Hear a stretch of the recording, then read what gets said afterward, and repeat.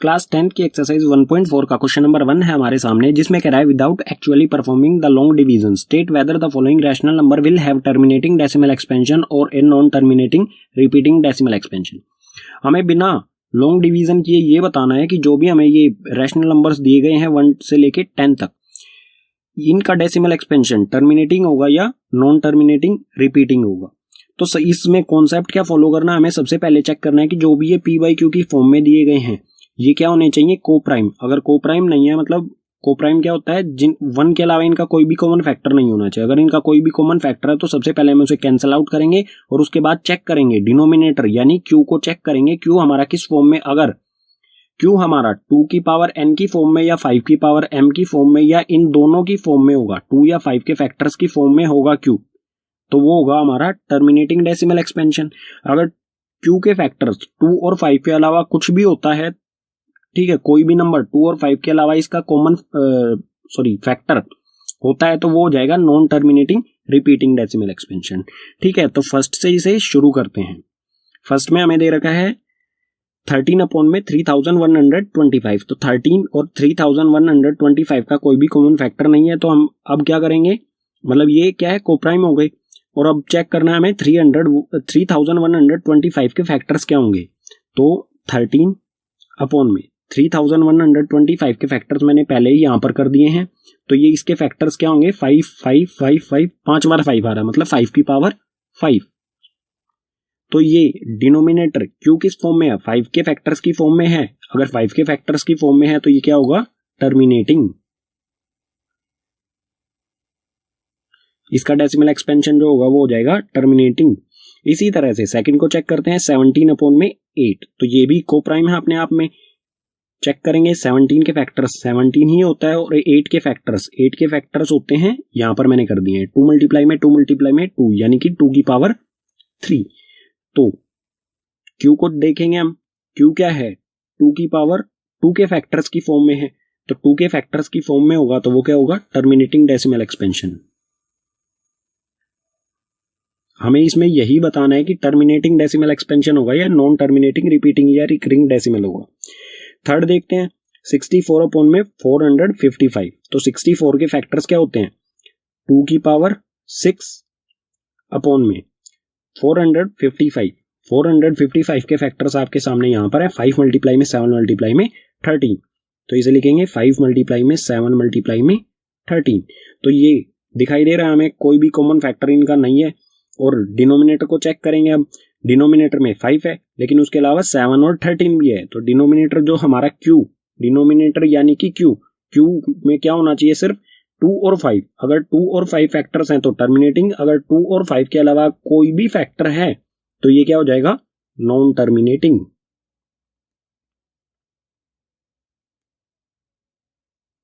Non terminating repeating, तो इसका decimal expansion हो गया थर्ड का non terminating repeating decimal expansion. आगे अब देखते हैं फोर्थ प्रॉब्लम को। फोर्थ में क्या है, 15 अपॉन में 1600।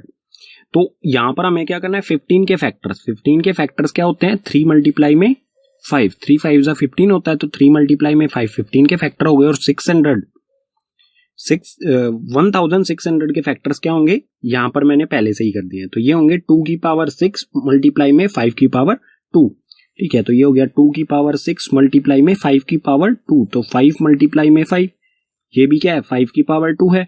एक 5 से एक 5 को कैंसिल कर देंगे तो हमारा जो फाइनल आंसर आएगा वो आएगा 3 अपॉन में 2 की पावर 6 मल्टीप्लाई में 5 की पावर 1। मतलब ये जो हमारा क्यू है वो किस फॉर्म में है, 2 की पावर 6 और 5, मतलब 2 और 5 के फैक्टर्स की फॉर्म में है, सो इट इज टर्मिनेटिंग।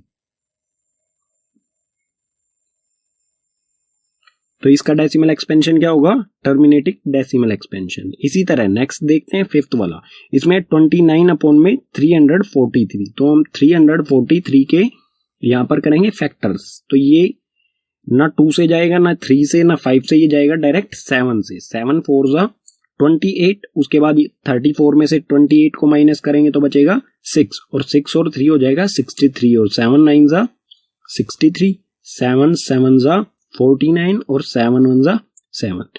तो 29 जो है वो एक प्राइम नंबर है, तो इसके 29 के फैक्टर्स यही होंगे, 29 ही इसका फैक्टर होगा और 1 होगा। 1 हमें लिखने की जरूरत नहीं है यहाँ पर। और 343 को हम किस तरह से लिख सकते हैं, 7 की पावर 3।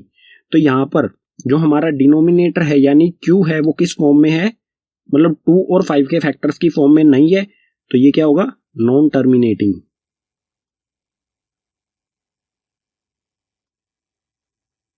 नॉन टर्मिनेटिंग रिपीटिंग, तो इसका डेसिमल एक्सपेंशन होगा non terminating repeating decimal expansion. इसी तरह सिक्स देखते हैं। सिक्स्थ में हमें पहले से ही फैक्टर्स दिए हुए हैं, Q किस फॉर्म में है, 2 और 5 के फैक्टर्स की फॉर्म में, और 29 अपने आप में एक प्राइम नंबर।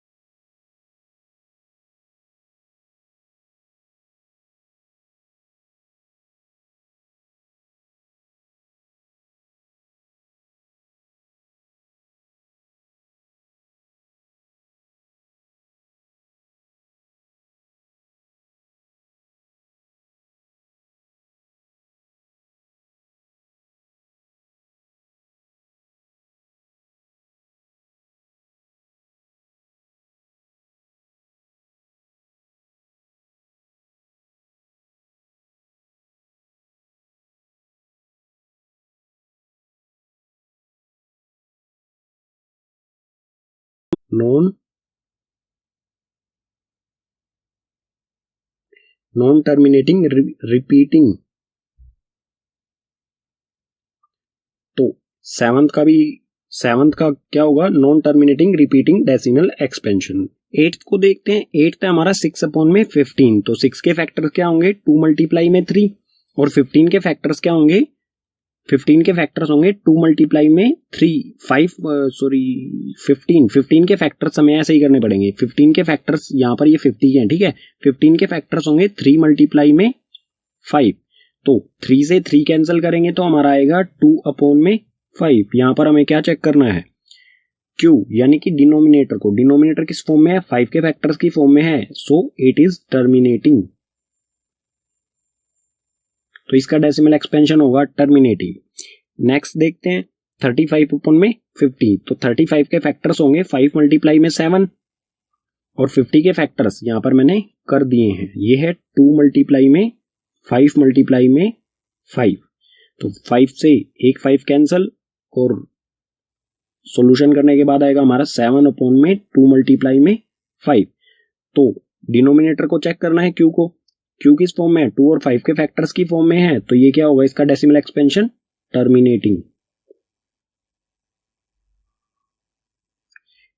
लास्ट है 77/210, तो 77 के फैक्टर्स क्या होंगे, 7 मल्टीप्लाई में 11, 7 सा क्या होता है 77, और 210 के फैक्टर्स मैंने यहां पर आपके लिए कर दिए हैं, जो है 2 मल्टीप्लाई में 3 मल्टीप्लाई में 5 मल्टीप्लाई में 7, तो 2 मल्टीप्लाई में 3 मल्टीप्लाई 5 मल्टीप्लाई में 7 से 7 कैंसिल हो जाएगा, आएगा हमारा 11/2 मल्टीप्लाई 3 मल्टीप्लाई 5। तो Q को हमें चेक करना है, Q में 2 फैक्टर है, 5 फैक्टर है, लेकिन 3 भी है, तो 2 और 5 के अलावा अगर कोई भी फैक्टर होता है तो वो क्या हो जाता है, नॉन टर्मिनेटिंग रिपीटिंग।